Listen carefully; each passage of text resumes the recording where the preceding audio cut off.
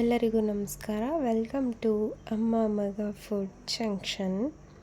ಇವತ್ತಿನ ರೆಸಿಪಿ ಯಾವುದೇ ರೀತಿ ಸಕ್ಕರೆನ ಬಳಸ್ತೇನೆ ಮನೆಯಲ್ಲೇ ಐಸ್ ಕ್ರೀಮ್ ತಯಾರು ಮಾಡ್ಕೊಳ್ಬೋದು. ಅದು ಹೇಗೆ ಅಂತ ನೋಡೋಣ ಬನ್ನಿ.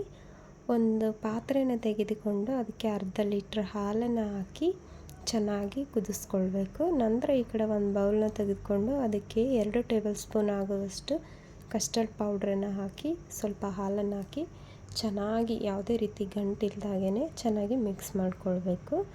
ನಂತರ ಕುದೀತಾ ಇರೋ ಹಾಲಿಗೆ ಕಲಸಿಟ್ಕೊಂಡಿರ್ತಕ್ಕಂತಹ ಕಸ್ಟರ್ಡ್ ಪೌಡರ್ನ ಚೆನ್ನಾಗಿ ಸ್ವಲ್ಪ ಹಾಕ್ತಾನೆ ನಿಧಾನವಾಗಿ ಚೆನ್ನಾಗಿ ಕೈ ಬಿಡದೇ ಕಲಿಸ್ತಾನೇ ಇರಬೇಕು.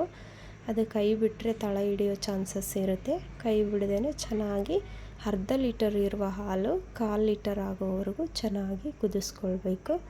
ನಂತರ ತಣ್ಣಗಾದ ನಂತರ ಅದನ್ನು ಮಿಕ್ಸಿ ಜಾರ್ಗೆ ಹಾಕ್ಕೊಂಡು ಬ್ಲೆಂಡ್ ಮಾಡಿಕೊಂಡು ಒಂದು ಬೌಲ್ಗೆ ಸೇರಿಸ್ಕೊಳ್ಳಿ.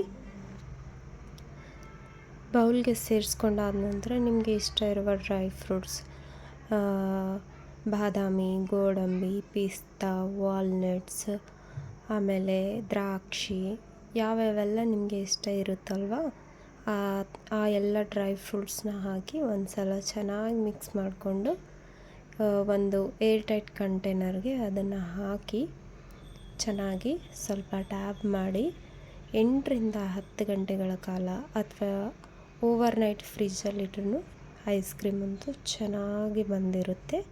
ನಂತರ ಅದನ್ನು ತೆಗೆದು ಈಗ ಒಂದು ಪ್ಲೇಟ್ಗೆ ಉಲ್ಟಾ ಪಲ್ಟಾಯಿಸಿದರೆ ಐಸ್ ಕ್ರೀಮ್ ರೆಡಿಯಾಗಿರುತ್ತೆ. ಚಿಕ್ಕ ಪೀಸ್ಗಳನ್ನ ಕಟ್ ಮಾಡಿಕೊಂಡು ಮೇಲೆ ಪಿಸ್ತಾ ಅಥವಾ ಬಾದಾಮಿ, ಗೋಡಂಬಿ ಯಾವುದೇ ರೀತಿ ಡ್ರೈ ಫ್ರೂಟ್ಸ್ನ ನಾವು ಬಳಸ್ಕೊಳ್ಬೋದು. ತುಂಬ ಚೆನ್ನಾಗಿರುತ್ತೆ, ಹಾಗೆ ಸಖತ್ ಟೇಸ್ಟಿಯಾಗಿರುತ್ತೆ. ಮಕ್ಕಳಂತೂ ತುಂಬಾ ಇಷ್ಟಪಟ್ಟು ತಿಂತಾರೆ. ನೀವು ಒಂದು ಸಲ ಈ ರೆಸಿಪಿನ ಟ್ರೈ ಮಾಡಿ, ನಿಮಗೂ ಸಹ ಇಷ್ಟ ಆಗ್ಬೋದು.